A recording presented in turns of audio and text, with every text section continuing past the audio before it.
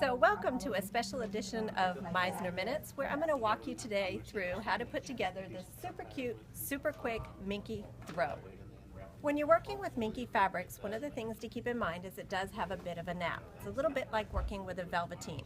So in order to determine which way your fabric strips are going to go, just run your hand along each of the Minky fabrics and make sure that all of the nap is running in the same direction. It's not critical, but you may be happier with the results that way. So once you have your fabrics aligned in order, we're going to go to our overlock. It's threaded up for a 4-thread overlock stitch. Now Minky does have a little bit of stretch to it, so I would suggest that you test sew a couple of strips of fabric to make sure that the differential feed is set correctly. So to get our Minky started, we're going to gently lift up on the front end of the presser foot. I like to hold my fabric with my fingers separating the layers of Minky, so it's just a little easier to control.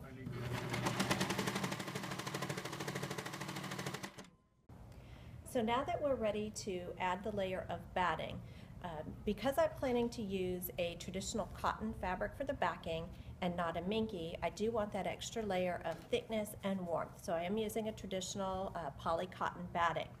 As mentioned, your Minky quilt is going to be different lengths down here at the end because Minky fabric is manufactured with some slight variation to the fabric widths. We're not going to worry about that. We'll attach everything to the batting and then we'll straighten the edges up. Since we are working with Minky and it does have some nap to it, we don't want to iron or to press our seam allowances in place because that would crush the mat of the fabric. So in this case, what I'm going to do is use a basting spray to adhere the Minky quilt to the batting, and then I'm going to simply push the seam allowances in the direction that I want them to go. I'm going to peel back the top, lightly spray the batting, then pull the Minky back over and smooth it into place.